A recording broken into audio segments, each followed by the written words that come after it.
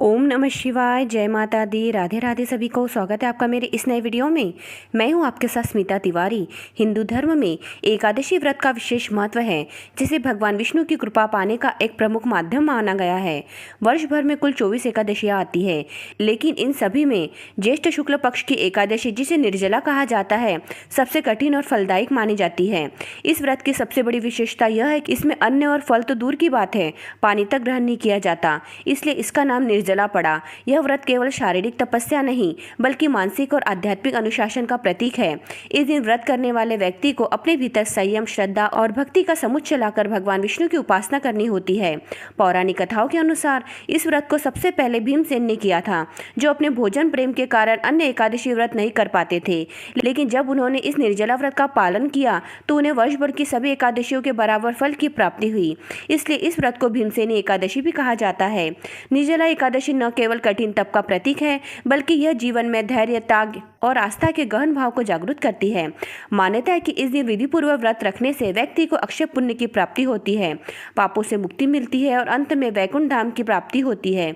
तो आइए जानते हैं आज के वीडियो में कि निर्जला एकादशी की तिथि क्या रहने वाली है, व्रत को पारण करने का समय क्या रहेगा, निर्जला एकादशी का महत्व क्या होता है, इसकी पूजा की विधि क्या होती है, इस दिन हमें क्या करना चाहिए और क्या नहीं करना चाहिए, साथ ही यह व्रत करने से हमें क्या लाभ मिलता है।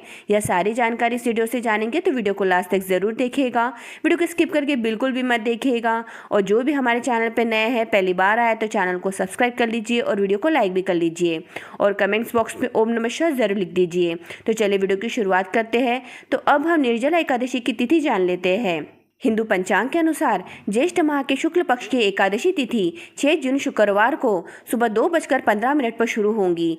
वही 7 जून शनिवार को सुबह 4:47 पर इसकी समाप्ति होगी। ऐसे में दोनों दिन निर्जला एकादशी का व्रत किया जा सकता है। गृहस्थ जन निर्जला एकादशी का व्रत 6 जून को और वैष्णव जन निर्जला एकादशी का व्रत 7 जून को रखेंगे। अब हम हरिवार से समाप्त होने का समय जान लेते हैं। हरिवार 7 जून को सुबह 11:25 पर समाप्त हो जाएगा, जिसके बाद व्रत का पारण किया जाएगा। अब हम व्रत को पारण करने का समय जान लेते हैं। निर्जला एकादशी के व्रत का पारण हरिवार से समाप्त होने के बाद ही किया जाता है। जो लोग 6 जून को व्रत रखेंगे, वे व्रत का पारण 7 जून को करेंगे। व्रत को पारण करने का समय दोपहर 1:44 से दोपहर 4:31 तक रहेगा। और जो लोग 7 जून को व्रत रखेंगे, वे 8 जून को व्रत का पारण करेंगे। व्रत के पारण का समय सुबह 5:23 से लेकर सुबह 7:17 तक रहेगा। तो इस बीच आपको व्रत का पारण कर लेना है। अब हम निर्जला एकादशी का महत्व जान लेते हैं। निर्जला एकादशी का पौराणिक महत्व बहुत खास माना जाता है। एक बार व्यास जी के कहने पर पांडवों में भीम ने यह व्रत रखा था। तब से इस एकादशी को भीमसेनी एकादशी भी कहा जाता है। भीम ने मोक्ष की प्राप्ति के लिए व्रत रखा था। माना जाता है कि एकादशी के इस व्रत को करने से साल भर की सभी एकादशियों का व्रत करने के बराबर पुण्य मिलता है। निर्जला एकादशी का व्रत बहुत खास माना जाता है। ऐसा माना जाता है कि इस व्रत को करने से सारे पाप धुल जाते हैं, साथ ही भगवान विष्णु की कृपा भी मिलती है। धार्मिक मान्यताओं के अनुसार निर्जला एकादशी का व्रत करने वाले को मरने के बाद मोक्ष मिलता है। निर्जला एकादशी का व्रत करने से जीवन में सुख और समृद्धि आती है और व्यक्ति का आध्यात्मिक विकास भी होता है। इस दिन अन्न और धन का दान करना बहुत शुभ माना जाता है। ऐसा करने से धन लाभ होता है और तिजोरी हमेशा भरी रहती है। तो यही है निर्जला एकादशी का महत्व। अब हम निर्जला एकादशी की पूजा की विधि जान लेते हैं। निर्जला एकादशी के दिन भगवान विष्णु और मां लक्ष्मी की पूजा की जाती है। इस दिन ब्रह्मा मुहूर्त में उठकर स्नान करें और साफ सुथरे पीले वस्त्र धारण करें। इसके बाद विष्णु भगवान का ध्यान करते हुए व्रत का संकल्प ले। फिर भगवान विष्णु और मां लक्ष्मी की मूर्ति लकड़ी की चौकी पर स्थापित करें। इसके बाद विधि विधान से पूजा करें। भगवान विष्णु को पीले फल और मां लक्ष्मी को खीर का भोग लगाए। भगवान विष्णु को पंजरी का भोग जरूर लगाए, यह उन्हें अति प्रिय है। ओम नमो भगवते वासुदेवाय नमः का जाप करें। रात को दीपदान जरूर करें। निर्जला एकादशी के अगले दिन ब्रह्मा मुहूर्त में उठे और स्नान दान करने के बाद जरूरतमंदों को दान करें। इसके बाद पारण करें और सभी को प्रसाद खिलाएं। तो इस तरीके से आप निर्जला एकादशी की पूजा की विधि करें। अब निर्जला एकादशी के दिन हमें क्या करना चाहिए, यह जान लेते हैं। निर्जला एकादशी के दिन भगवान विष्णु की पूजा के साथ जल और शरबत का दान करना विशेष रूप से पुण्य का काम है। इस दिन दिन उपवास रखना और दान करना बहुत महत्वपूर्ण माना जाता है।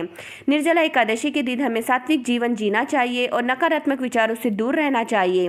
एकादशी के दिन पूर्ण उपवास रखना चाहिए। हमें भोजन और पानी दोनों का त्याग करना चाहिए। हमें भगवान विष्णु की भक्ति में समय बिताना चाहिए, मंदिर जाना चाहिए और धार्मिक प्रवचन सुनने चाहिए। तो यही वो कार्य है जो हमें निर्जला एकादशी के दिन करने चाहिए। अब निर्जला एकादशी के दिन हमें क्या नहीं करना है यह जान लेते हैं।